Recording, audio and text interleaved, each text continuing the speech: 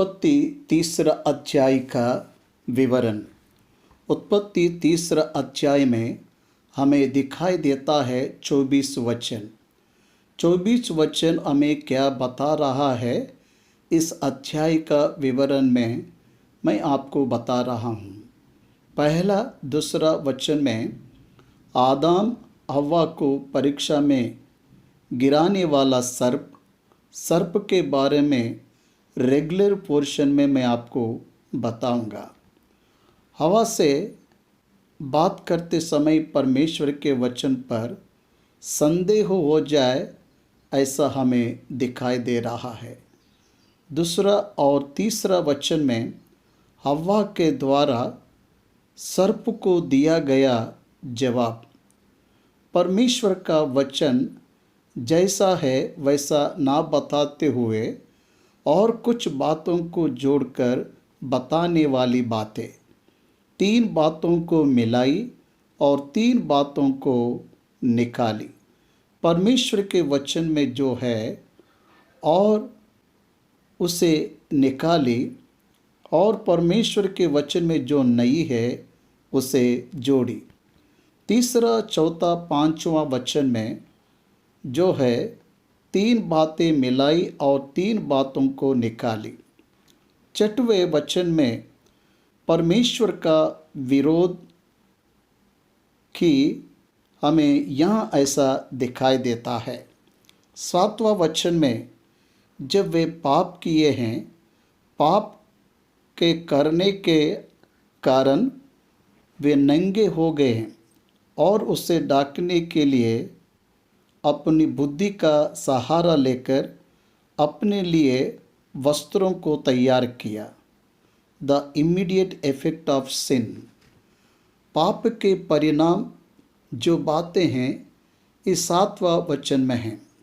8वां वचन में जब हम देखते हैं कि परमेश्वर उनको फिर से दर्शन देकर उनके लिए उद्धार का कार्य प्रारंभ किया, ऐसा हम देख सकते हैं।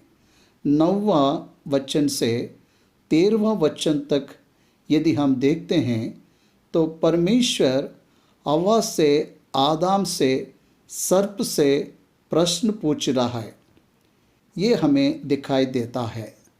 14 और 15 वचन में स्पष्ट रीति से पाप का कारण कौन है, इससे ये बातें पता चलती है। पाप का कारण सर्प को और पाप को लाई हुई हव्वा को, पत्नी की बात सुनकर पाप किया आदम को, उनके ऊपर और भूमि पर परमेश्वर की सजा और श्राप को देख रहे हैं। मानव के पाप के कारण परमेश्वर ने भूमि को श्राप दिया है, सर्प को श्राप दिया, शैतान को श्राप दिया है, हव्वा की पीड़ा को अधिक किया है। हव्वा को श्राप नहीं दिया है, उसकी पीड़ा को अधिक किया है, सजा दिया है। इसका मतलब कंडमनेशन। इस तरह आदम को भी सजा दिया है, श्राप नहीं दिया है। और ये सारी बातें 16 वचन तक हमें दिखाई देता है।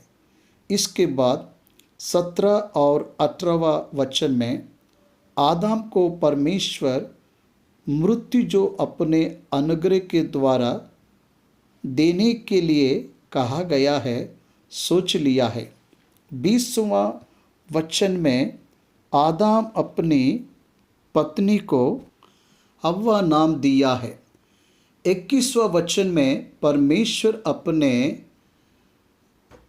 रेडेम्पशन यानी क्रूस की बात पहले ही उनको बताना चाहता था। तब यहोवा परमेश्वर ने आदम और उसकी पत्नी के लिए चमड़े के वस्त्र बनाकर उनको पहना दिए हैं। ये परमेश्वर के उद्धार का कार्य को त्रित्व में दिखाया है। 22वां वचन में हम देख सकते हैं, आदम हमारे साथ एक है, ऐसा परमेश्वर ने सोचा। वो हमेशा जीवित ना रहे और जीवन के वृक्ष का फल खाकर हमेशा के लिए जीवित ना रहे, इस विषय के लिए परमेश्वर ने निर्णय लिया और भूमि से उत्पन्न हुआ आदम भूमि में ही यानी मिट्टी में यहोवा परमेश्वर ने उसको अदन की वाटिका से निकाल दिया और वह भूमि पर खेती करे जिसमें से वह बनाया गया था। 23 और 24 वचन को जब हम देखते हैं, इसलिए आदम को उसने निकाल दिया और जीवन के मार्ग का पहरा देने के लिए अदन की वाटिका की पूर्व की ओर करूबों को और चारों घूमने वाली अग्निमय तलवार को भी नियुक्त कर दिया। इसलिए पाप किए हुए मानव को अपनी दया और करुणा के द्वारा उनको फिर से संभालने वाला परमेश्वर उस पाप के द्वारा न्याय के दिन तक जीवित रहकर और दुनिया के लिए कष्ट का कारण बने। भौतिक मृत्यु को परमेश्वर ने मनुष्य को देने के लिए विचार किया है, इसलिए जीवन के वृक्ष के फल को ना खाए। इसलिए उस वाटिका में से उन दोनों को निकाल दिया और वहाँ अग्नि और स्वर्गदूतों का पहरा रखवा दिया। तीसरा अध्याय जो है बहुत ही प्रमुख अध्याय है। ये तीसरा अध्याय मानव जाति में किस प्रकार से पाप उत्पन्न हुआ और पाप का परिणाम क्या मिला, ये सारी बातें हम इसमें देखते हैं। इसलिए ये महत्वपूर्ण अध्याय है। पाप के सारे परिणाम और उसका विवरण, उसकी सज़ा और उसका प्रतिफल, ये सारी बातें इसमें देखने को मिलती है। अब हम पहला वचन से परमेश्वर का ध्यान करना है। यहोवा परमेश्वर ने जितने भी बनेले पशु बनाए थे, उसमें सर्प सबसे धूर्त चालाक था। उसने स्त्री से कहा, क्या यह सच है कि परमेश्वर ने कहा कि तुम इस वाटिका के किसी वृक्ष का फल ना खाना? देखिए, परमेश्वर का वचन उत्पत्ति 2 अध्याय 17 वचन में परमेश्वर ने आदम से कहा, इस वाटिका में हर प्रकार के फलों को तुम खा सकते हो, लेकिन एक वृक्ष है जो जीवन के वृक्ष का फल है, उस फल को तो नहीं खाना। अच्छा बुरा बताने वाले इस फल को जिस दिन तुम खाओगे मर जाओगे, इस फल को नहीं खाना। ऐसा परमेश्वर ने आदम को बताया। अब शैतान सर्प को अपने अधीन में लिया। 2 बातें हैं। सर्प के अंतरात्मा में 2 बातें हैं। उसके अंदर जो है उसका नाम है घट सर्प यानी शैतान। हम इसे बुलाते हैं। शारीरिक रूप में सर्प दिखाई दे रहा है, लेकिन सर्प के अंतरात्मा में शैतान सर्प को अपने अधीन में ले लिया है और उस सर्प के द्वारा उस स्त्री को सुना रहा है। स्त्री परीक्षा में गिरी, धोखा खाई है और पाप में गिर गई है, और पुरुष भी पाप में गिर जाए ऐसा उसने की है। उसने धोखा खाई और उसके पति को भी पाप में गिराने का कारण बनी है। इसलिए इस पहला वचन में आप सोचेंगे, यहोवा परमेश्वर ने जो बनेले पशु बनाए हैं, परमेश्वर ने बनाए हुए बनेलो पशुओं में भूमि में रहने वाले सारे जंतुओं में सर्प सबसे अधिक धूर्त था, चालाक था। सारे जंतुओं में सर्प सबसे अधिक धूर्त चालाक था।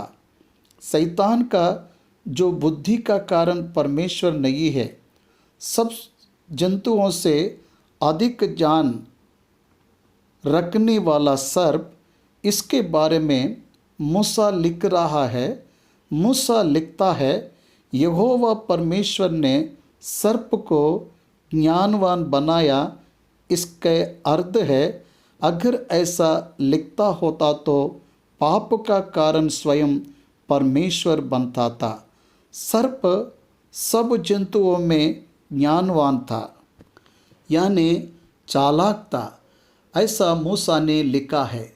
मूसा का यह व्यक्तिगत सेंटिमेंट है, इंसान को अपने लिए इस्तेमाल करने के लिए ये सर्प अपने अंदर शैतान की आत्मा को इस्तेमाल करने वाला है, इसलिए ये ज्ञानवान और चालाक है।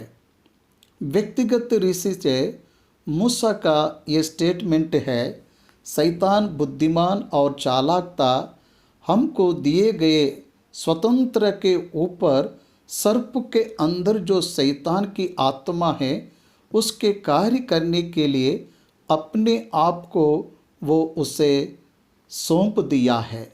इसलिए ये सर्प बुद्धिमान है, इसलिए ये बुद्धिमान है, ऐसा लिखा गया है। हमको दी गई स्वतंत्रता को दुरुपयोग करके ये सर्प शैतान को अपने मुंह दिखाया है। सर्प अपने अंतरात्मा में रहने वाले शैतान को अपने मुंह को देकर उस मुंह के द्वारा हव्वा को धोखा देने के लिए और धोखा में गिराने के लिए अपने आप को उसको सौंप दिया है। यही कारण है परमेश्वर उसको बुद्धिमान नहीं बनाया है। उसके बाद जब सर्प बात कर रहा है तो ये हमें समझना है कि उसके अंदर से शैतान बात कर रहा है। जब हम 14 वचन का विवरण आएगा तो मैं सर्प और शैतान का विवरण आपको दूंगा। परमेश्वर जो आज्ञा उनको दिया है, उसी आज्ञा के ऊपर 2 प्रश्नों को परमेश्वर ने रखा है। इस वाटिका में से किसी भी वृक्ष का फल नहीं खाने के लिए क्या परमेश्वर ने तुमसे कहा है? ये सच है क्या? ये सच है क्या? जब ये बात बता रहा है तो उस सच को जानकर उस सच्चाई के ऊपर सच है क्या, सच है क्या, संदेह को ला रहा है। Is the word of true? It is true? ये सच है क्या? जब उसने बोला है वो सच है या नहीं है, तुम्हें अपने अभिप्राय को इस समय बताना है। तेरा परमेश्वर यहोवा इस वाटिका के कोई भी वृक्ष का फल नहीं खाना है, ऐसा बता है क्या? कितनी विचार करने की बात है, कितनी विवशता इसमें दिखाई दे रही है। इस प्रश्न में वृक्ष का नाम नहीं बताया उसने। लूसीफर कितनी चालाक से हव्वा को परीक्षा में गिरा रहे, देखिए। परमेश्वर इस वाटिका के किसी भी वृक्ष का फल नहीं खाना, ऐसा परमेश्वर ने तुम्हें बता है क्या? ये सच है क्या? नहीं खाना, ऐसा बता है क्या? इस प्रश्न पर हव्वा को एक शब्द में जवाब देना है, जो है तो है, जो नहीं है तो नहीं है। लेकिन हव्वा ने ऐसा जवाब नहीं दी, बल्कि विस्तार से सर्प से बात करने लगी। उसकी इच्छा के अनुसार परमेश्वर के वचन को लेकर किस तरह सर्प से बातें की है, कुछ मिलाकर कुछ निकालकर उसने जवाब दी। जब उसने जवाब दी है, बहुत महत्वपूर्ण बातों को हमें यहाँ देखना है। उत्पत्ति 17 वचन में परमेश्वर ने जो आज्ञा दिया है। जब परमेश्वर ने ये आज्ञा दिया था तब आदम अकेला था। हव्वा जो स्त्री थी वहाँ पर नहीं थी। तीसरे अध्याय में सर्प हव्वा से जब बात कर रहा था, हव्वा को इस प्रश्न का जवाब मालूम है, ऐसा उसे बता रही है। परमेश्वर कभी भी अपनी बातों को बदलता नहीं है। दूसरा और 17 वचन में उसने जो बताया है उसमें से एक वचन को निकालेगा और एक वचन को जोड़ेगा, ऐसा वो कभी नहीं करता है। दैट इज़ कैरेक्टर फिर वही बताना है ना, लेकिन वो अपनी स्वतंत्रता का इस्तेमाल करके परमेश्वर के वचनों में कुछ और जोड़कर बताई है और कुछ बातों को निकाल कर जवाब दी है। तीसरे वचन में हम देखेंगे, और जो वृक्ष वाटिका के बीच में हैं उसके फल के विषय में बता रही है। इस वाटिका के सभी वृक्षों का फल हम खा सकते हैं, लेकिन वाटिका के मध्य में जो वृक्ष है उसका फल हम नहीं खा सकते हैं। परमेश्वर ने कहा है कि ना तो उस वृक्ष का फल, ना उसको तुम चुना नहीं तो तुम मर जाओगे। यहाँ पर परमेश्वर ने वृक्ष का नाम बताया, लेकिन हव्वा ने नहीं बताई। परमेश्वर ने जब वृक्ष का नाम बताया वो वाटिका के मध्य में है, ये नहीं बताया। अच्छे बुरे का ज्ञान देने वाला वृक्ष, अच्छे बुरे का ज्ञान देने वाला वृक्ष वाटिका के मध्य में है, यह सत्य है। उसी वाटिका के मध्य में है जीवन का वृक्ष भी है, लेकिन हव्वा वाटिका के बीच के वृक्ष है, ऐसा बताए। फिर से रूप में परमेश्वर वहाँ पर दो वृक्षों को रखा है। दोनों में से एक वृक्ष के बारे में ही उसने बताए। वृक्ष वाटिका के मध्य में जो वृक्ष है उसका नाम बदलकर उसका सही नाम ना लेते हुए वो बता रही है, तुम मरोगे। परमेश्वर ने ऐसा नहीं कहा, नीचे ही तुम मरोगे। परमेश्वर ने ऐसा कहा, आज्ञा दिया है। परमेश्वर ने आज्ञा दिया है, हव्वा ने ऐसा नहीं बताए। इसे चुना नहीं, ऐसा परमेश्वर ने नहीं बताया, लेकिन हव्वा ने चुना, ऐसा बताई है। इसलिए हव्वा ने कुछ पदों को मिलाई और कुछ पदों को निकाली और अपनी खुद की बॉडी में से सब में परमेश्वर के इन वचनों को अपनी स्वयं की बुद्धि से रची है। परमेश्वर का वचन जैसा है वैसा ना बताते हुए वो अपनी स्वयं की बुद्धि का उपयोग करके जब उसने बताई, तब तुरंत शैतान उसके सामने परीक्षा में गिरने के लिए स्थान दिया है।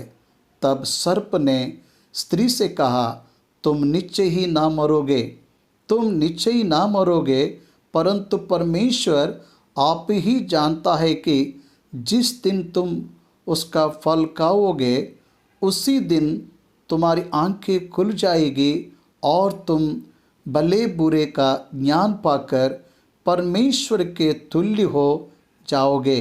हव्वा का स्वयं का ज्ञान शैतान को अवसर दिया है, अवकाश देकर हव्वा और एक सीढ़ी पर चढ़कर परमेश्वर को झूठा ठहरा रही है। यहाँ परमेश्वर को झूठा दिखाने की कोशिश कर रही है।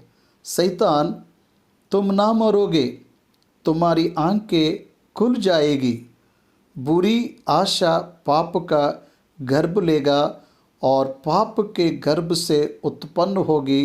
दुराशा पाप का गर्भ लेगी और पाप को ही जन्म देगी और पाप मृत्यु को जन्म देगी। ऐसा याकूब पत्रिका 1 अध्याय 14 वचन में लिखा है। दुराशा दुराशा जब ये फल खाओगे तो ना मरोगे। ये आशा तुम ना मरोगे, तुम्हारी आंखें खुल जाएगी, तुम अच्छे बुरे का ज्ञान प्राप्त करोगे, तुम देवताओं के समान बनोगे, स्मॉल लॉर्ड्स बनोगे। स्मॉल लॉर्ड्स बनोगे, वे तो परमेश्वर के जैसे ही है ना। फिर से परमेश्वर बनने का क्या मतलब है? परमेश्वर के तुल्य बनोगे। परमेश्वर के तुल्य बनोगे अर्थात परमेश्वर के तुल्य तुम बनोगे। परमेश्वर जिस तरह महिमा को पा रहा है उसी तरह ये दोनों भी परमेश्वर के तुल्य बने, ये भी महिमा को प्राप्त करे। शैतान इस तरह उनको भड़का रहा है। जैसे शैतान ने पाप किया है उसी तरह ये दोनों भी पाप करे, इसके लिए दोनों को भड़का रहा है। तुम ना मरोगे, तुम्हारी आंखें खुल जाएगी और तुम देवताओं के तुल्य हो जाओगे। ये विषय परमेश्वर को मालूम है, ये विषय परमेश्वर जानता है। No doubt you are God. तुम्हारे परमेश्वर का तुम अनुमान करो, संदेह करो, डाउट करो, क्योंकि तुम क्या बनोगे तुम्हारा परमेश्वर को मालूम है। इसलिए उसके जैसा ना बनने के लिए इस वृक्ष के फल को ना खाने के लिए कहा है। इस तरह का बहाना उनके अंदर आए और खाने के बाद ये लोग हमारे जैसा बनेंगे ऐसा अनुमान को ला रहा है। इस तरह झूठ बोला और ये झूठों का पिता है, झूठ का पिता है। ये आदि से नरहत्या करने वाला शैतान परमेश्वर की रचना आदम हव्वा इस सृष्टि का रचनकार था। परमेश्वर पर संदेह लाने के लिए शैतान ने इसी तरह से उनको भड़काया और ये लोग परमेश्वर के बारे में विचार कर सके ऐसा उनको भड़काया है। अपनी युक्ति से, अपने खुद के ज्ञान से उनको भड़का रहा है। शैतान अपने झूठ से हव्वा को विश्वास दिलाया। यही धोखा खाने का मतलब। धोखा खाने वाला व्यक्ति कितना बुद्धिमान है और धोखा देने वाला उससे कितना बुद्धिमान है, ये सोचना जरूरी है। वो स्त्री सर्प के ऊपर डाल दी, कहने का मतलब वो भी उसके पाप को अंगीकार नहीं कर रही थी। आदम और हव्वा both of them rejected to accept their sin. They blamed each other. They blamed Satan and they blamed God. This is nothing but the sin. यही पाप है। मुझे कोई भी पाप, कोई भी पुण्य पता नहीं कहकर सजा से दूर जाने के यत्न में वो झूठ बोल रहे थे। शब्दों में जो वो बोले सच लगेगा, परंतु अंतरंग से उनमें सत्य नहीं था। अंतरंग में सत्य नहीं है, शब्दों में सत्य को दिखाने की कोशिश कर रहा है। That is the power of the sin. अंतरंग में पाप को रखकर शब्दों में सत्य बोल रहे हैं। ऐसे दिखाना भी पाप का एक लक्षण है। वो व्यक्तिगत रीति से परमेश्वर की आज्ञा को जानकर उसका तिरस्कार कर आदम ने हव्वा के ऊपर और हव्वा ने सर्प के ऊपर पाप ढकेल दिया। उत्पत्ति के 3 ग्रंथ में एदेन के बगीचे में रहने वाले आदम और हव्वा शैतान के बातों से धोखा खाकर परमेश्वर ने जिस भले या बुरे वृक्ष के फल को खाने से मना किया उस फल को खाए। उस कारण से उनके अंतरंग में मौत प्रवेश किया, मतलब लज्जा को ना जाने वाले लज्जा को जानकर खुद की सोच से अंजीर के वृक्ष के पत्तों को पहनकर, बही को ना जानने वाले बही को जानकर, परमेश्वर के स्वर को सुनकर पेड़ के पीछे छुप गए। अंजीर के पत्तों को पहनने पर भी लज्जा नहीं गई, पेड़ के पीछे छुपने पर भी डर नहीं गया। परमेश्वर के पास आने वाले लोग उनके खुद की सोच को ज़्यादा प्राथमिकता देना शुरू किए। परमेश्वर की बातों को अनुसार ना जीते हुए उनके पतन के सोच पर जीने के लिए उन्होंने पसंद किया। उनमें भलाई और बुराई दोनों प्रवेश किए। उन्होंने जो भला सोचा उसे परमेश्वर ने भला करके नहीं सोचा। ये समझने की स्थिति में वो नहीं थे। ये हमने कल ध्यान किए। इस संदर्भ में परमेश्वर आदम से प्रश्न करने पर आदम इनडायरेक्टली परमेश्वर ही कारण है करके दोष लगाया। हव्वा को प्रत्यक्ष कारण कहकर उसको दोष दिया। खुद पे उसे दोष लगाना था पर खुद के दोष को छुपा लिया। पाप के कारण परमेश्वर पर दोष लगाने वाला बन गया। हव्वा ने सर्प पर दोष लगाई, उसके कारण ही मैंने फल को खाया ऐसे कहते हुए सर्प के ऊपर ढकेल दी। तब परमेश्वर सर्प से बात कर रहा है। अब हमें इस पर ध्यान करना है। प्रार्थना। हमें बहुत अधिक प्यार करने वाले परमेश्वर पिता, धन्यवाद हो, स्तुति हो। आज के वचन के ध्यान के द्वारा हमसे बात कीजिए। यीशु मसीह के नाम से मांगते हैं। उत्पत्ति का ग्रंथ 3 अध्याय 14 वचन से ध्यान।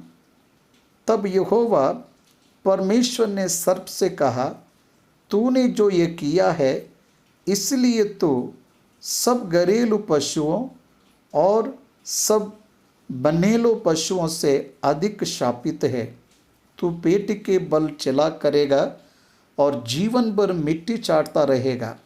और मैं तेरे और इस स्त्री के बीच में और तेरे वंश और इसके वंश के बीच में बैर उत्पन्न करूँगा। वह तेरे सिर को कुचल डालेगा और तू उसकी एड़ी को डसेगा। 14 और 15 वचन में अक्षरार्थ में रहने वाले सर्प को और अंतरंग के शब्दों में रहने वाले घट सर्प को, शैतान को उद्देश्य में लेकर बताया गया। एदेन के बगीचे में युक्ति के साथ काम करने वाली सर्प शैतान के धोखे में फंस गई शैतान को अपना शरीर देकर सहायता करने के कारण से परमेश्वर ने सर्प को श्राप दिया।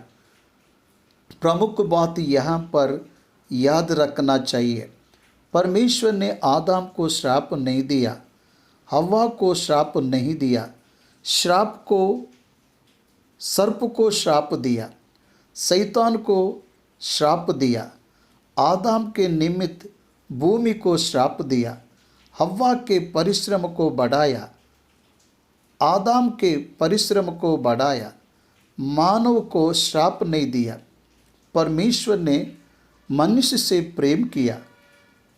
पाप करने के बाद भी परमेश्वर ने मानव से प्रेम किया। परमेश्वर ने मानव के ऊपर अगापी प्रेम को दिखाया। एदन के बगीचा में मानव ने पश्चाताप नहीं किया, फिर भी परमेश्वर ने उसके लिए महान त्याग को किया।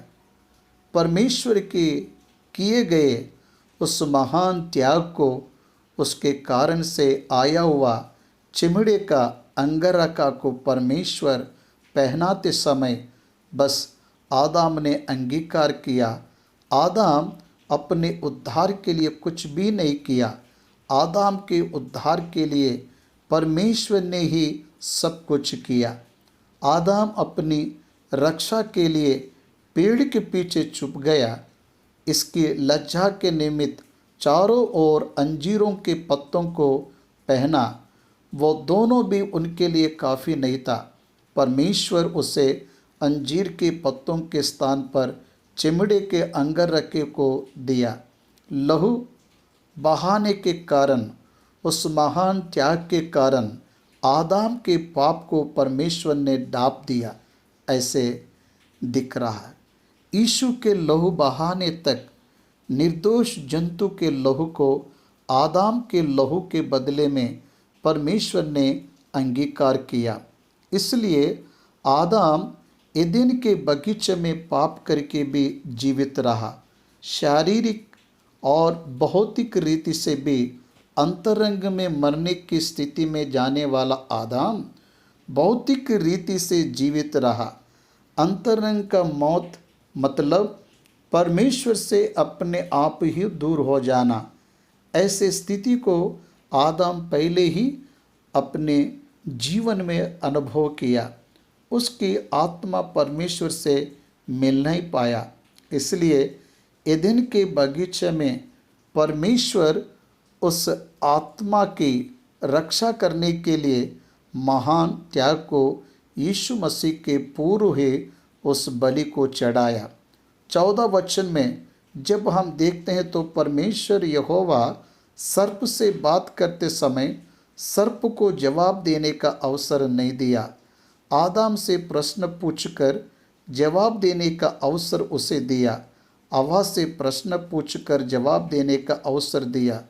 Principle of natural justice, principle of natural justice, सहज न्याय को परमेश्वर ने उनके प्रति प्रकट किया। न्याय करने से पहले दोषी को बोलने का अवसर देना है, ये सहज धर्म है, सहज न्याय है।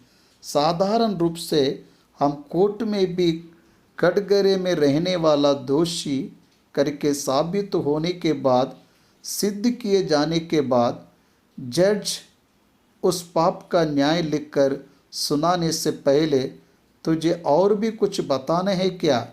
तू दोषी है, साबित होने के बाद भी अवसर दे रहा हूँ कहने पर वो दोषी जब उस पाप को अंगीकार करता तब ही न्याय सुनाया जाता। प्रिंसिपल ऑफ नेचुरल जस्टिस, सहज न्याय को परमेश्वर उनके प्रति प्रकट किया, परंतु सर्प को परमेश्वर ने डायरेक्ट श्राप दे दिया। उसको जवाब देने का समय नहीं दिया, क्योंकि मानव परमेश्वर के स्वरूप और समानता में बनाया गया। परमेश्वर ने मनुष्य से प्रेम किया।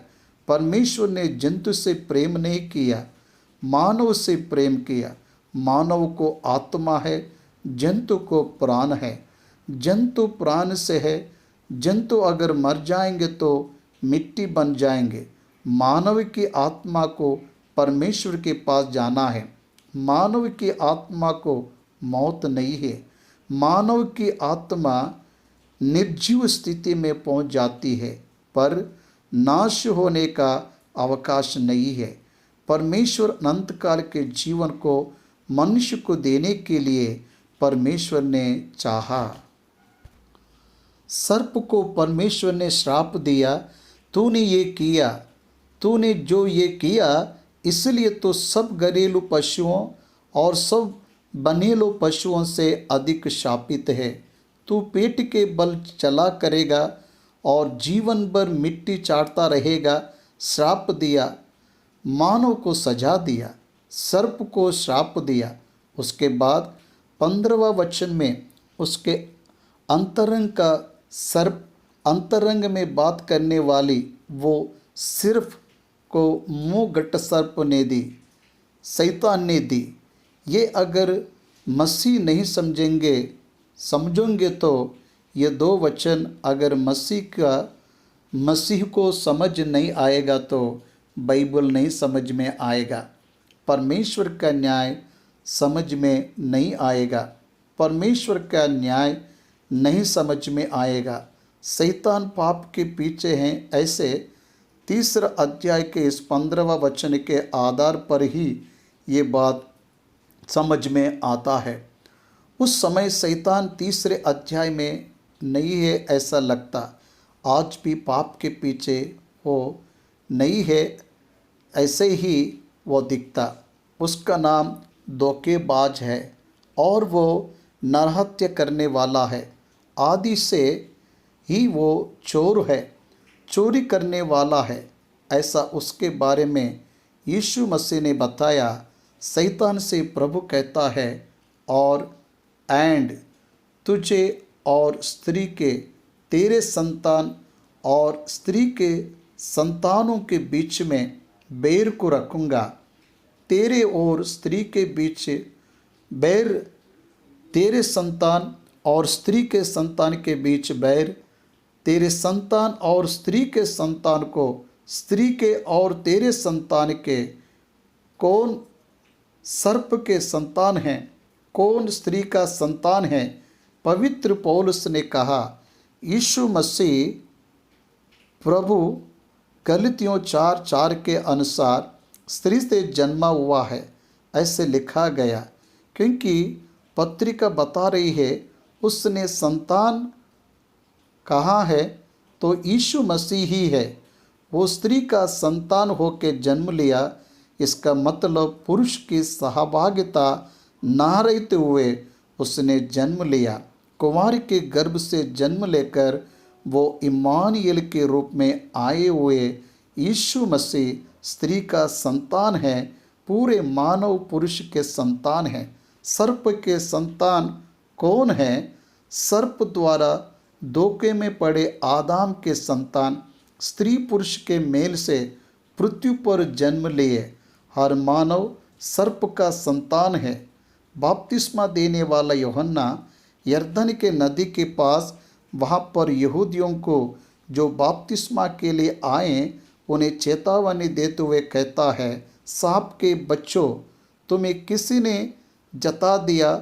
सर्प संतान का मतलब आदम के द्वारा जन्म लेकर अंतरंग में पाप करने वाले समस्त मानव जाति सर्प के संतान हैं। यीशु मसीह ने कहा है, तुम तुम्हारे पिता शैतान के संबंधी हो, तुम उसकी इच्छा को पूरा करना चाहते हो।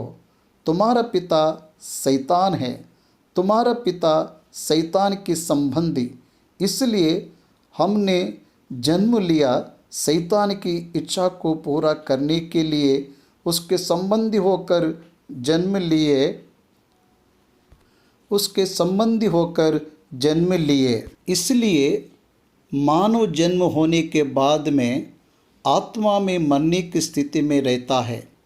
इफिसियों की पत्री 2 अध्याय हमें स्मरण दिलाता है, तुम अपराधों के द्वारा, पाप के द्वारा मरे हुए थे, तब प्रभु यीशु मसीह के द्वारा परमेश्वर ने हमें बचाया, ऐसे वचन हमें बताता है।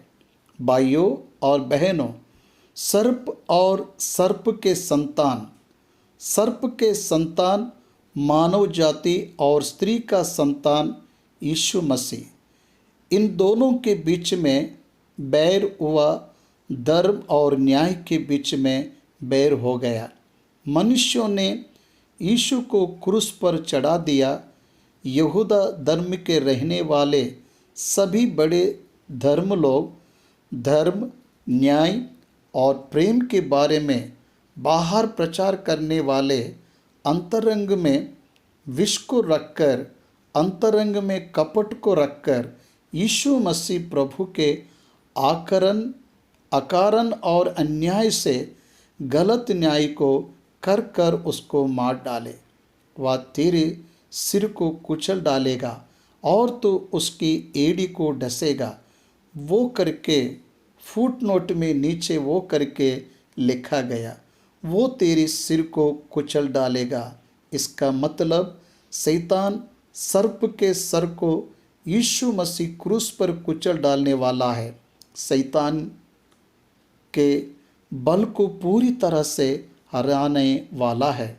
शैतान के पूरे अधिकार को क्रूस पर यीशु मसीह उसकी मौत के द्वारा पूरी तरह से निकाल देने वाला है। इब्रानियों की पत्री 2 अध्याय 14वां वचन, इसीलिए जबकि लड़के मांस और लहू की भागी है, तो वह आप भी उनके समान उनका सहभागी हो गया। परमेश्वर का वचन यीशु मसीह पुत्र परमेश्वर सर्प के सिर को कुचलकर मनुष्य को पाप से, श्राप से, आग के कुंड में से, न्याय में से छुड़ाने के लिए स्त्री के गर्भ में शरीर को धारण करके जन्म लिया। यूहन्ना 1 अध्याय वचन देहधारी हुआ और अनुग्रह और सच्चाई से परिपूर्ण होकर हमारे बीच में डेरा किया। यशायाह ग्रंथ 7वां अध्याय 14 वचन के अनुसार एक कुंवारी गर्भवती होगी और पुत्र जनेगी और उसका नाम इम्मानुएल रखेगी। एक कुंवारी गर्भवती होगी और पुत्र जनेगी और उसका नाम इम्मानुएल रखेगी। मत्ती 1:21, तो पुत्र जनेगी और तो उसका नाम इम्मानुएल रखना, क्योंकि वह अपने लोगों को उनके पापों से उद्धार करेगा। Emmanuel, the deliver from the sin, the deliver of the people, छुटकारा दिलाने वाला, पाप से छुड़ाने वाला, उद्धार करता, पापियों का उद्धार करता, पाप से छुटकारा दिलाने वाला इम्मानुएल। यीशु मसीह शरीर को धारण करके आया हुआ परमेश्वर का वचन प्रत्यक्ष परमेश्वर यीशु मसीह ही है। इसलिए तो उसके एड़ी को डसेगा कहने पर the physical death of Jesus Christ, Yeshu Masih के भौतिक मौत के बारे में यह सूचना देता है। ये वचन एड़ी के ऊपर डसने का मतलब शारीरिक मौत। क्रूस पर उसने भौतिक मौत को देखा, क्रूस पर उसने आध्यात्मिक मौत को देखा। आध्यात्मिक मौत को परमेश्वर के द्वारा छूटने पर देखा। भौतिक मौत को पाताल में रहने वाले आत्माओं को एकत्रित करने के लिए देखा। उद्धार का काम पूरा हुआ करने के बाद भौतिक मौत को उसने आह्वान किया।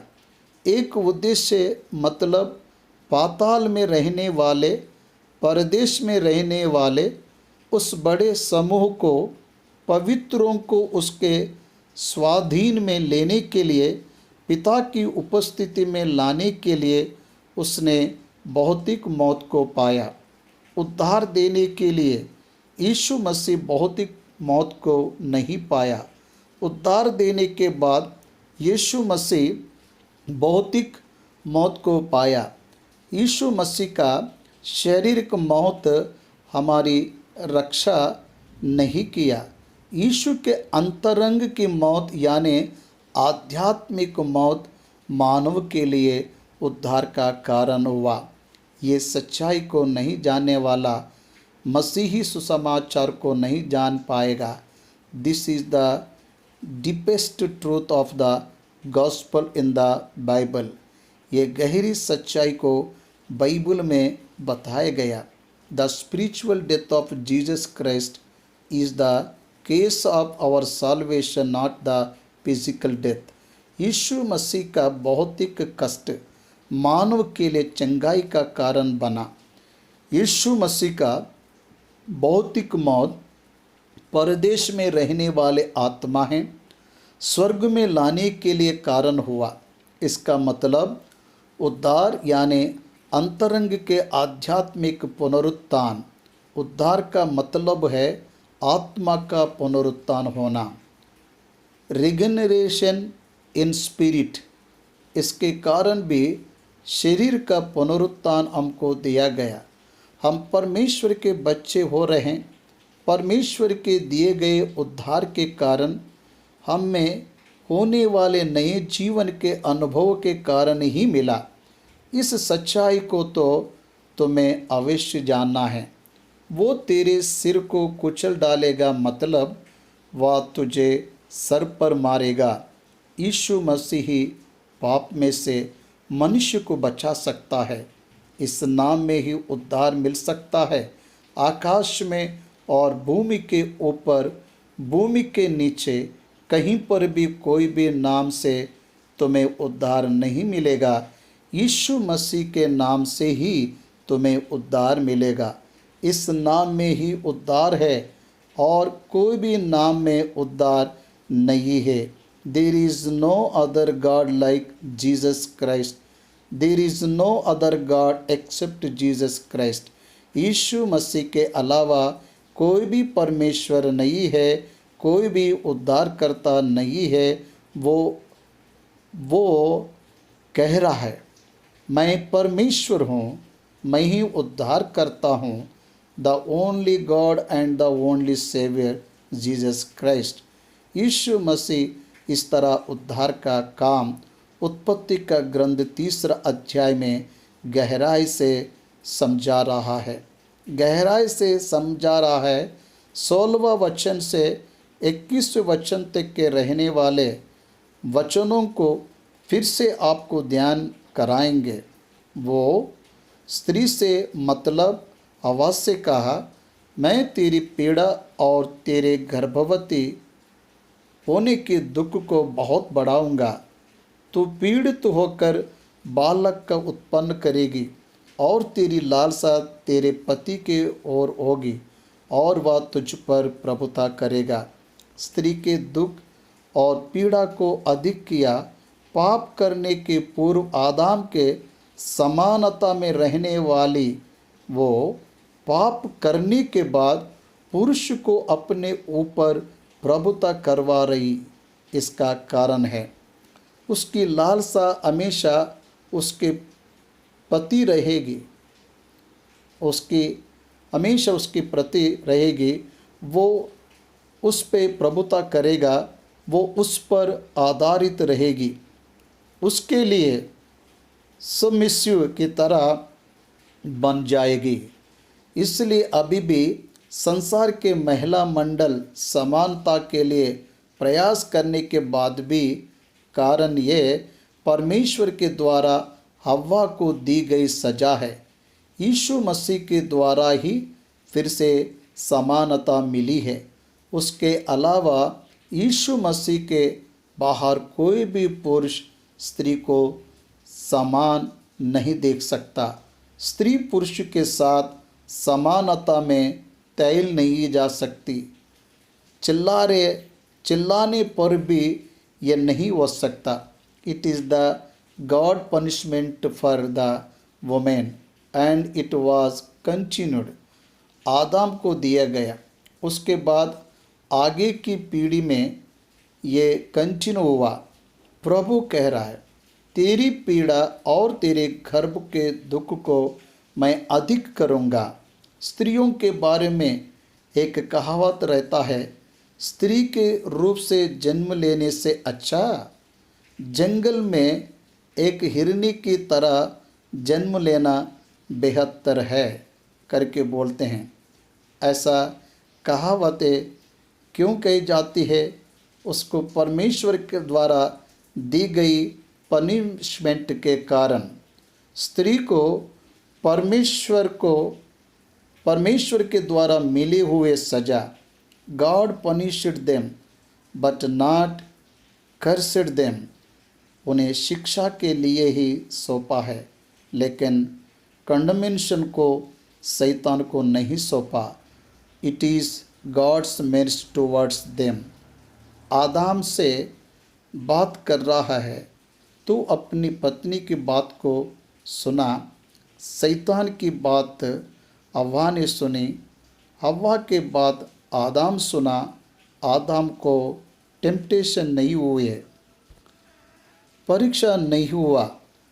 हव्वा की तो भी परीक्षा हुई, लेकिन आदम परीक्षा में ना पढ़ते हुए भी आसान से उस फल को खाया। इसलिए परमेश्वर ने कहा, तो अपनी पत्नी की बात सुना, जिस वृक्ष के फल को खाने से मैंने तुझे मना किया उसे तो खाया है, इसलिए भूमि तेरे कारण शापित है। एक समय में भूमि में से निकाली गई सूखी भूमि का विस्टेशन कंडीशन सबको बदल रहा। तू उसकी उपज जीवन भर दुख के साथ खाया करेगा और वह तेरे लिए कांटे और ऊंट कटारे उगाएगी और तू खेती की उपज खाएगा और अपने माथे के पसीने की रोटी खाया करेगा और अंत में मिट्टी में मिल जाएगा, क्योंकि तू उसी में से निकाला गया है। तो मिट्टी तो है और मिट्टी ही में फिर मिल जाएगा। तू मिट्टी है, इसलिए मिट्टी में मिल जाएगा। उसे दी गई सजा को एक बार ध्यानपूर्वक सुनिए। तेरे जीवन भर में तब तक आदम का एज काउंट नहीं हुआ। तेरे जीवन भर में कहने के बाद से आदम के एज को गिना गया। हम उत्पत्ति के ग्रंथ 5वां अध्याय में आदम 930 साल जिया और ऐसा लिखा गया। वो 930 साल का आरंभ कब हुआ? पाप करने के बाद गिना गया। आदम मिट्टी से निकाला गया, इसलिए परमेश्वर ने अनुग्रह करके उसे भौतिक मौत को दिया। नहीं तो आदम को न्याय के दिन तक जीवित रहना पड़ता था। न्याय के दिन तक आदम भौतिक रीति से कष्ट को झेलते हुए, दुख को सहते हुए, भूख का अनुभव करके, कांटे और ऊंट कटारे को उगते हुए, कष्ट से फसल को खाते हुए जीवन बिताना पड़ता था। किसान प्रकृति के कार्य और विपरीत परिस्थितियों पर आंसू कैसा बहा रहा है, उसका कारण आदम का पाप है। यीशु मसीह के द्वारा ये रिवर्स किया गया। यीशु मसीह प्रभु में रहने वालों के लिए इस तरह के पनिशमेंट में से रिलेक्शन इन क्राइस्ट है। यही सुसमाचार का महत्व है। यीशु मसीह पर विश्वास रखने वाला आदम की तरह परिश्रम करने की जरूरत नहीं है। वो परिश्रम के कारण जीवित नहीं रह सकेगा। परमेश्वर के अनुग्रह के द्वारा ही वो जीवित रहेगा। परमेश्वर की सहायता के द्वारा ही वह जीवित रहेगा। उसका जीवन विशिष्ट रहेगा। आदम के द्वारा आया हुआ वो पनिशमेंट यीशु मसीह के द्वारा निकाला गया, ये उद्धार का एक महान भाग्य है। आदम के पाप के कारण भूमि को श्राप दिया गया। भूमि की स्थिति और परिस्थिति बदल गई। पहले कभी भी ना उगने वाले भूमि में कांटे और ऊंट कटारे उगने लगे। एक वृक्ष को बेकार पानी देकर फलवंत होने के लिए बहुत प्रयास लगता, पर बिना किसी परिश्रम के, किसी के बोए बगैर कांटे और ऊंट कटोरे ही उग गए। ए ग्रेट पनिशमेंट टू आदम। आदम को भयंकर पनिशमेंट परमेश्वर ने दिया, फिर भी परमेश्वर ने अनुग्रह में उसे मौत को दिया। उत्पत्ति का ग्रंथ 3 अध्याय 17 वचन को पढ़ेंगे। और आदम से उसने कहा, तूने जो अपनी पत्नी की बात सुनी और जिस वृक्ष के फल के विषय में मैंने तुझे आज्ञा दी थी कि तू उसे ना खाना, उसको तूने खाया है, इसलिए भूमि तेरे कारण शापित है। तू उसकी उपज जीवन भर दुख के साथ खाया करेगा, और वह तेरे लिए कांटे और ऊंट कटारे उगाएगी, और तू खेत की उपज खाएगा और अपने माते माते के पसीने की रोटी खाया करेगा, और अंत में मिट्टी में मिल जाएगा, क्योंकि तू उसी में से निकाला गया है। तो मिट्टी तो है और मिट्टी में ही फिर मिल जाएगा। परमेश्वर यहोवा आदम को एदन के बगीचे में पाप करने के तुरंत बाद मिलकर उसकी गलती को स्वीकार करने का अवसर दिया। आदम उसकी गलती को स्वीकार नहीं किया, वरन छुपा लिया, वेश्याधारी बन गया, उसकी पत्नी के ऊपर ढकेल दिया। उस आदम से परमेश्वर 17वें वचन में कह रहा है, मैंने तुझे खाना नहीं ये आज्ञा दिया था। तू अपनी पत्नी की बात सुनकर मेरी आज्ञा का उल्लंघन किया।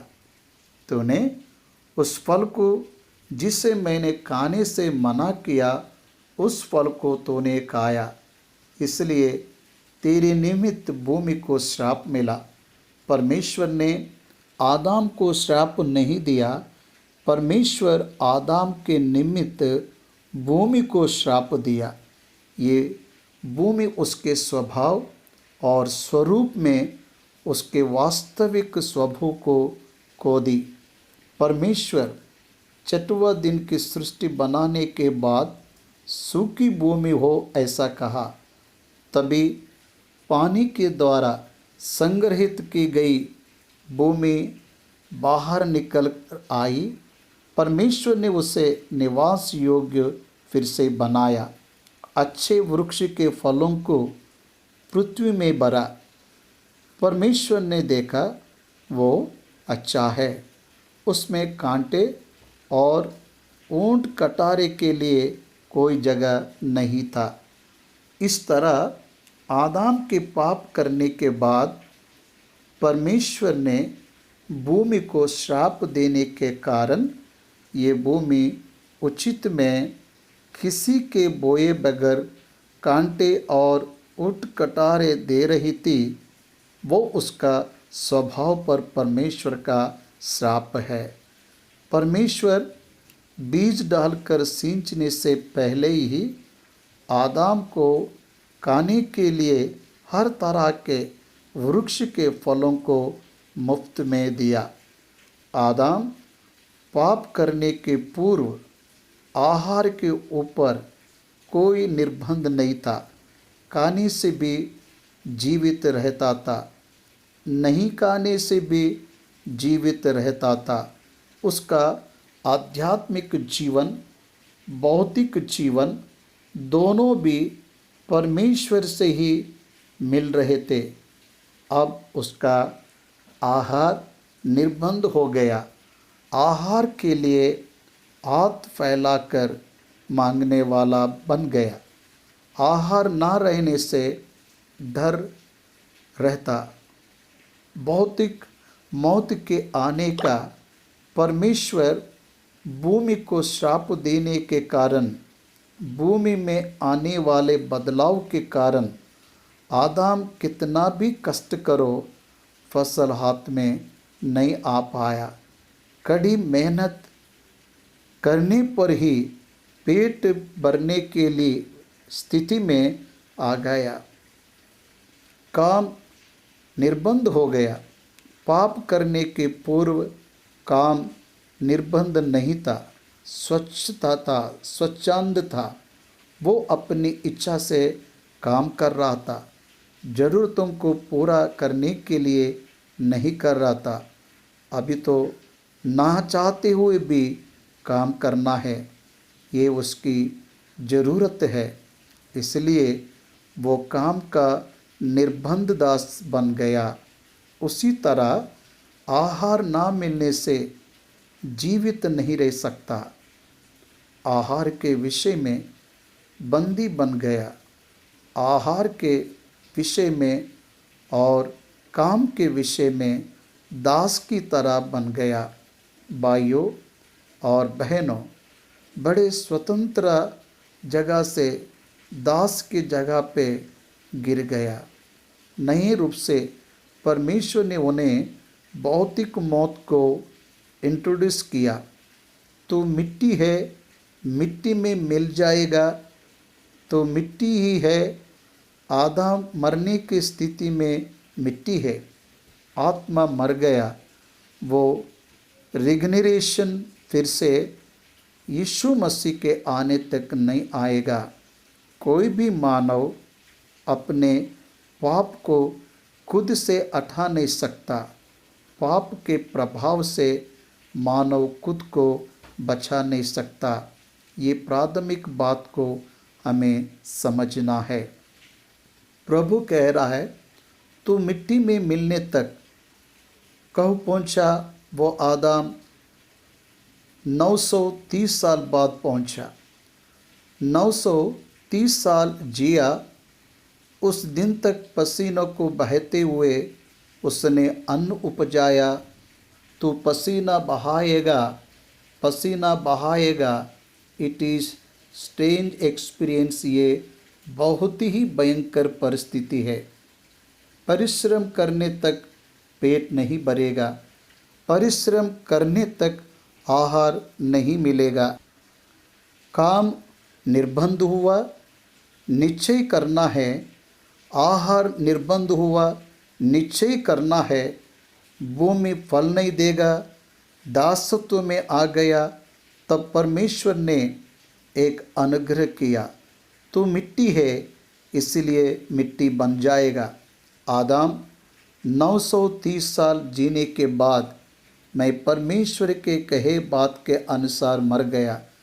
अगर परमेश्वर वो बात नहीं कहता तो अब तक आदम जीवित रहता था।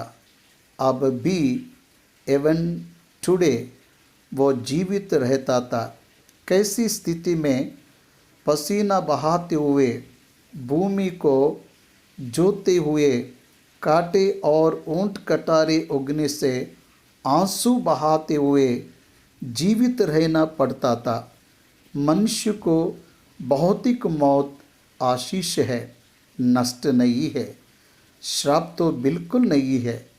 इस बात को हमें जानना है। विश्वासी की भौतिक मौत उसे विश्रांति को ले जाता है, लेकिन नष्ट को नहीं लाता। एक विश्वासी के लिए सबसे ज़्यादा लाभदायक क्या है जानते हो क्या? The most profitable thing is the death, physical death. इब्रानियों के पत्र में लिखा, उसके बच्चों के लिए विश्राम है। आदम के मरने के बाद वो विश्राम चला गया, नहीं तो जिंदगी भर उसे जीवित रहना पड़ता था।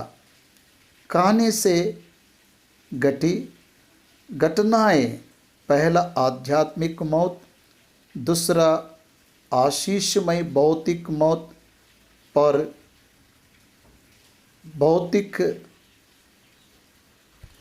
मौत को सबसे पहले के हाबिल को देखने से बहुत दुखदाई ही लगता।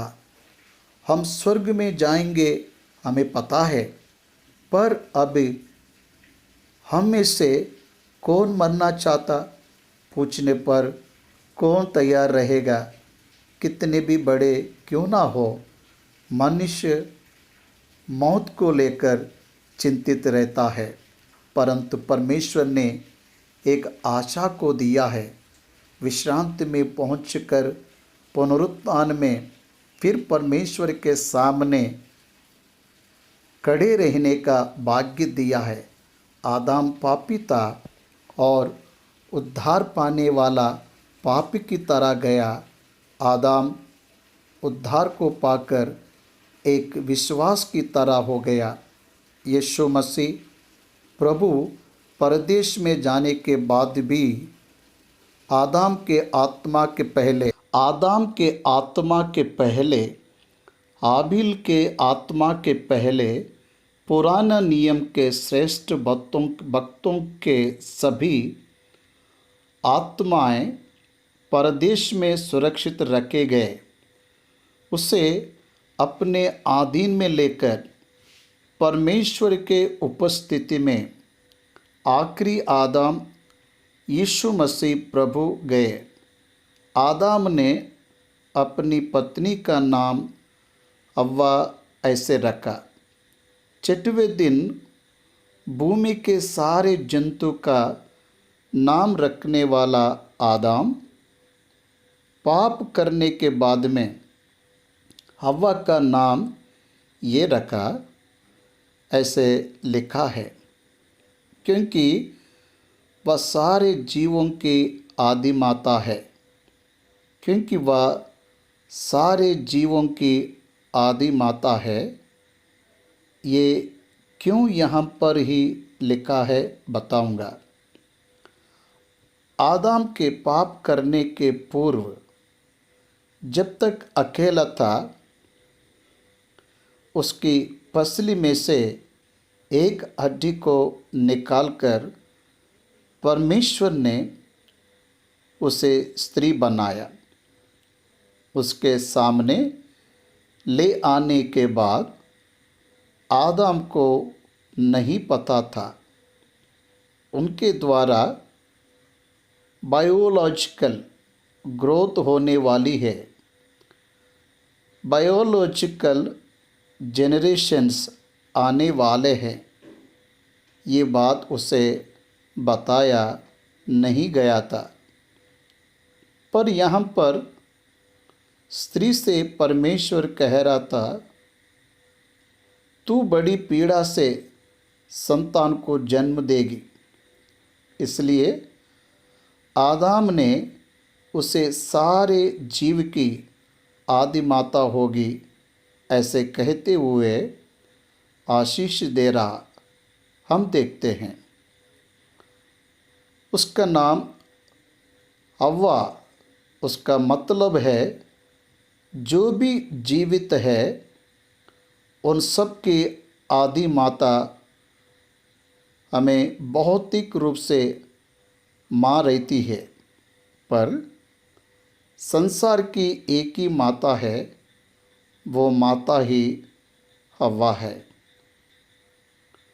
उससे ही मानव जाति उसके गर्भ से आए। परमेश्वर यहोवा क्या कर रहा?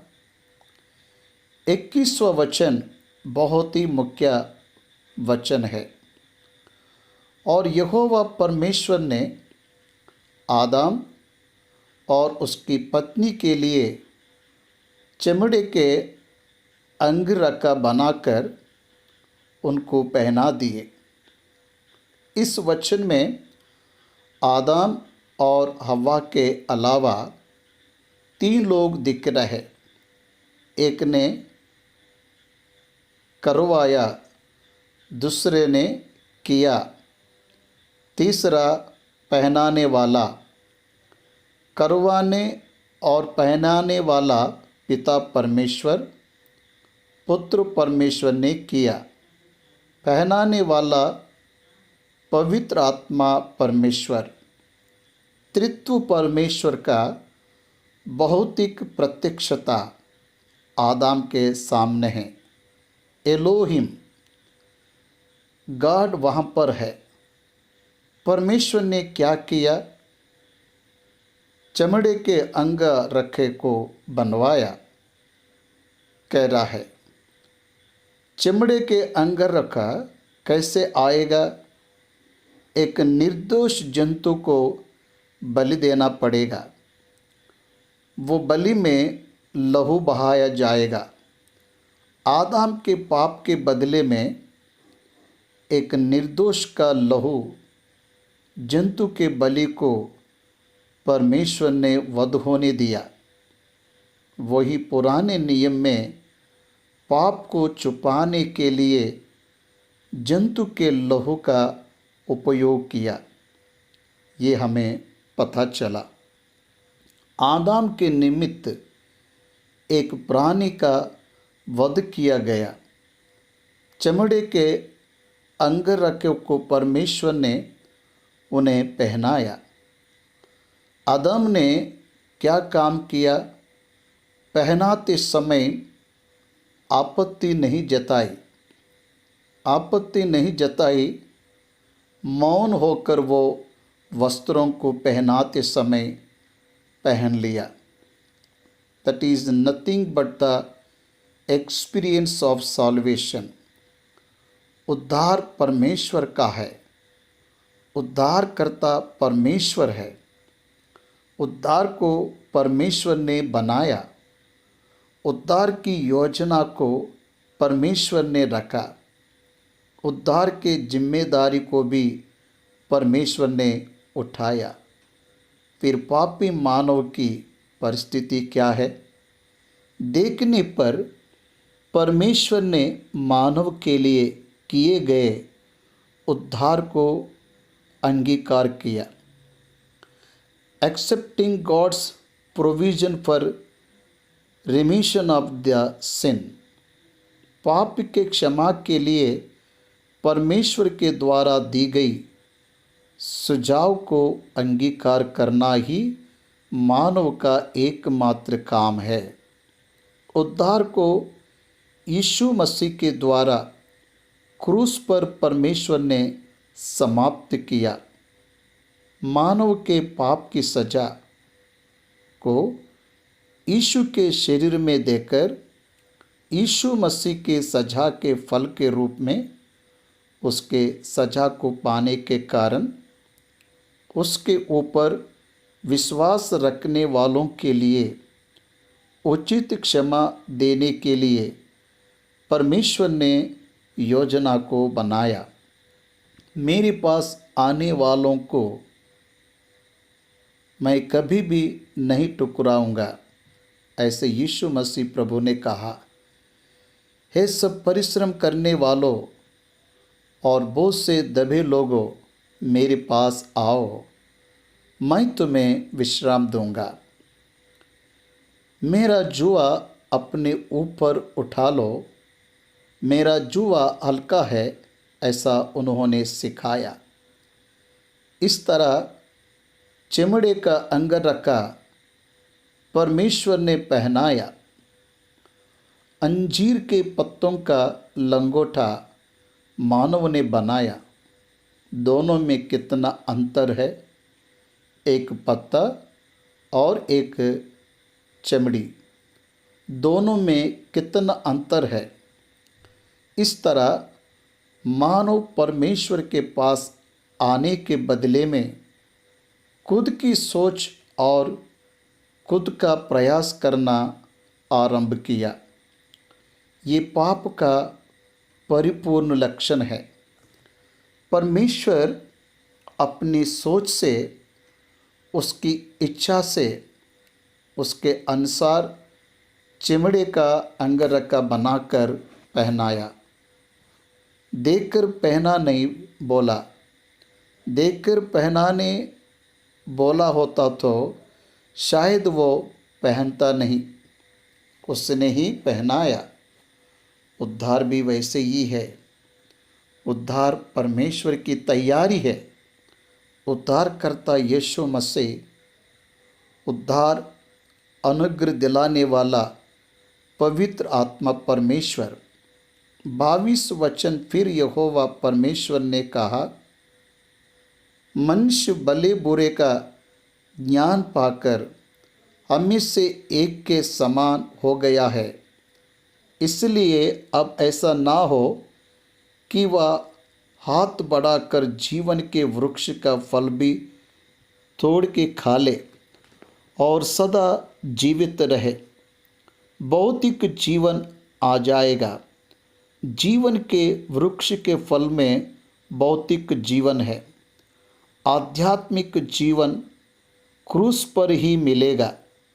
जीवन के वृक्ष का फल शरीर को जीवित रहने के लिए उपयोग में आने वाला एक फल है। आदम भले बुरे ज्ञान पाकर हम में से एक के समान हो गया। हम में से एक करके उनमें वो बात कर रहे हैं। परमेश्वर भला या बुरा जानकार भी धर्मी है। आदम भला बुरा जानने से अधर्मी कैसा होगा? परमेश्वर के पास सब ज्ञान है, अनुभव से नहीं, सब बातों का ज्ञान उनके पास है। He never experienced the scene. उसने पाप को कभी भी अनुभव नहीं किया। वो पाप के बारे में जानता है पर पाप नहीं किया। पाप करने के बाद पता नहीं किया, बिना किए उसने पता किया। परंतु मानव पाप करने के बाद उसे जाना। पाप को करने के बाद उसने पाप को जाना। पाप के फल मौत को उसने जान लिया। यही अंतर है। परमेश्वर ने तब कहा, आदम भले और बुरे को समझ रहा। विचार करने वाली बात यह है, उस दिन से आदम और उसके संतान भले के नाम पे खुद की सोच, खुद की इच्छा, खुद के मन का ही किए हैं, लेकिन परमेश्वर के पास नहीं आए हैं। That is the power of the sin in the hearts of the people. यही है प्रजा के हृदय में रहने वाली पाप की शक्ति है। परमेश्वर के पास ना आने देते हुए खुद के सोच को करवाता। याद रखिए, एक बात बता रहा हूँ, ज्ञान के द्वारा परमेश्वर को नहीं समझ सकते, परंतु विश्वास के द्वारा परमेश्वर को समझ सकते हैं। कुछ बहनें मैं परमेश्वर को परख कर जान ली कहते, कुछ वचन का ध्यान करके पता किए, ग्रंथों को पढ़कर पता किए ऐसे कहते। ये उनके ब्रेन से संबंधित है, उनका ह्यूमन माइंड कन्वीनियंस हुआ। उससे भी उत्तम है परमेश्वर की बात पर विश्वास करना। विश्वास के द्वारा ही हम परमेश्वर को जानते हैं। Not by our knowledge, not by our mind set, not by our any achievement, we never experience God. परमेश्वर को कभी हम नहीं जान पाएंगे। परमेश्वर को जानने के लिए विश्वास एक ही मूल है। विश्वास नहीं रहने से परमेश्वर तुम्हें समझ में नहीं आएगा। तेरे ज्ञान के द्वारा तो परमेश्वर को नहीं समझ पाएगा। इस तरह परमेश्वर कह रहा है, वो हाथ बढ़ाकर जीवन के वृक्ष को खा ले और निरंतर जीवित रहे। तो निरंतर का मतलब है until the judgement of the day तक जीवित रहेगा। इसलिए परमेश्वर यहोवा उसे जिस मिट्टी से निकाला गया, उसे सींचने के लिए एदन के बगीचे में से निकालकर जिस मिट्टी से बनाया गया, उसी मिट्टी को सींचने के लिए उसे भेज दिया। तब आदम को निकाल दिया। निकाल दिया ये शब्द लिखा है। आदम को निकाल दिया। याद रखिए, मनुष्य का भला होगा पता रहने से भी मनुष्य उसको अटेम्प्ट करने की कोशिश नहीं करता। एदन के बगीचा में से वह नहीं जाता था तो उस जीवन के वृक्ष वह नहीं जाता था तो उस जीवन के वृक्ष का फल खाने का खतरा उसे रहता था। इसलिए परमेश्वर ने उस पर ध्यान दिया। हमारे लिए जो अच्छा है उसे हम अच्छे से स्वीकार नहीं करते। ये ह्यूमन माइंडसेट पाप के कारण वैसे हो गया।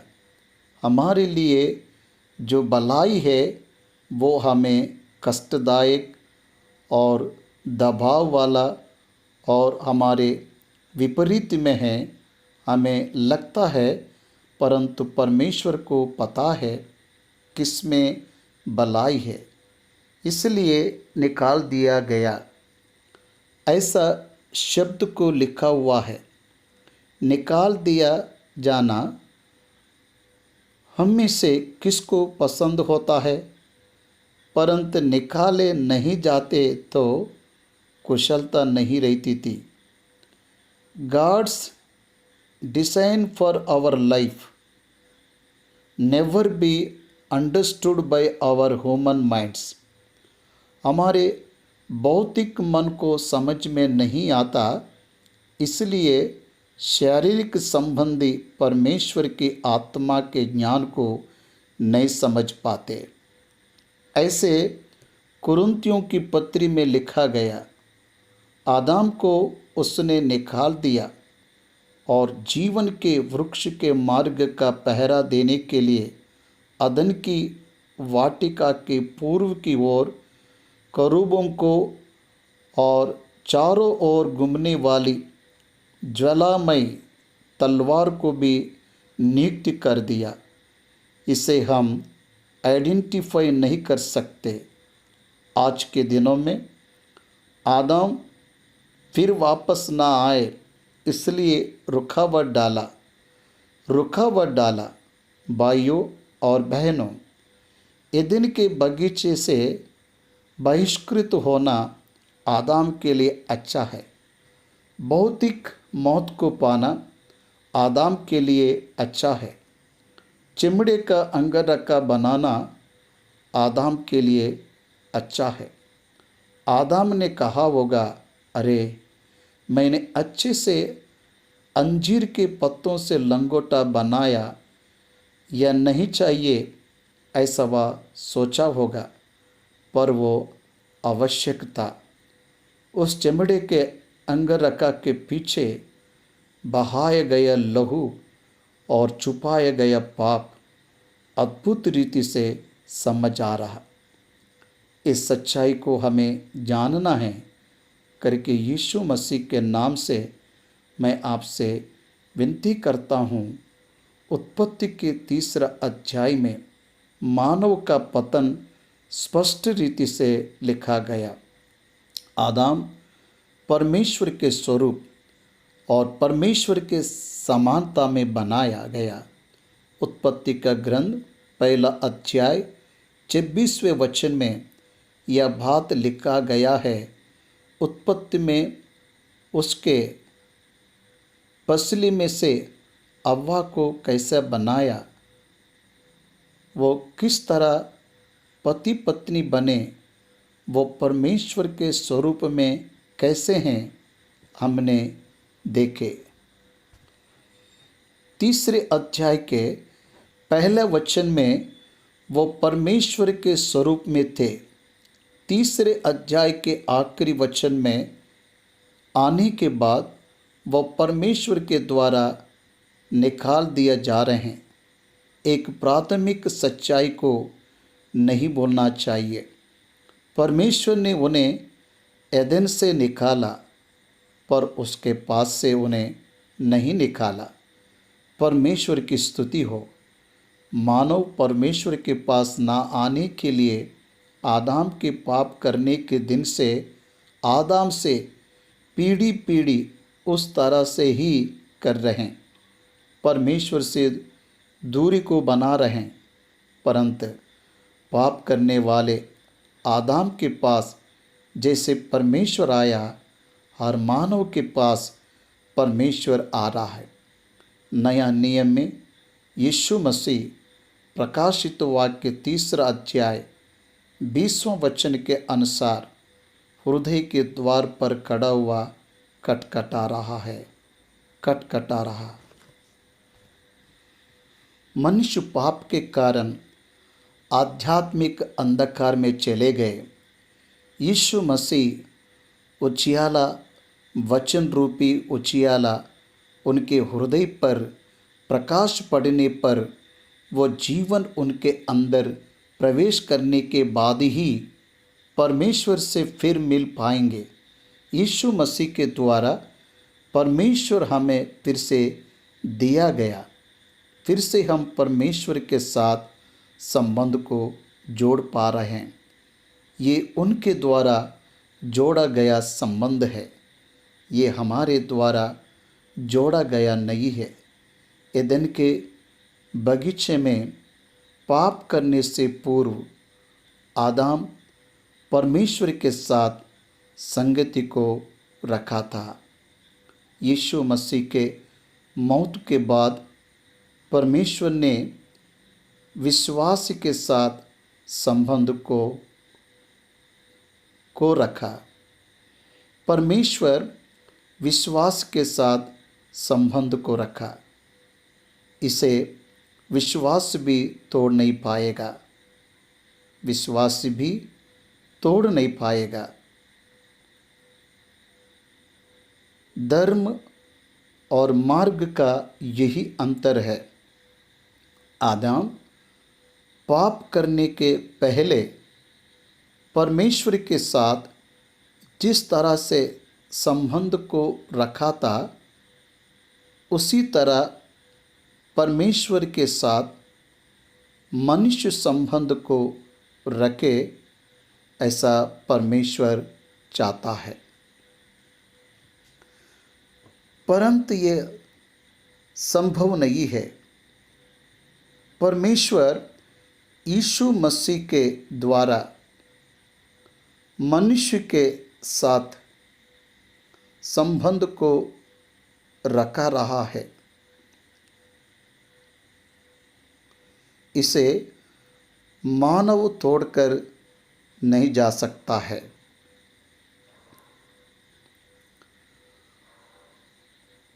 उद्धार शाश्वत है, उद्धार शाश्वत है।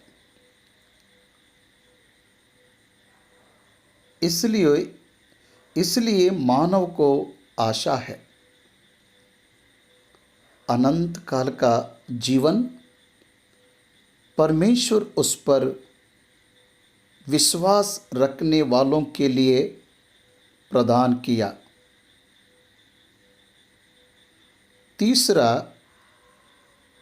अध्याय समाप्त किए हैं।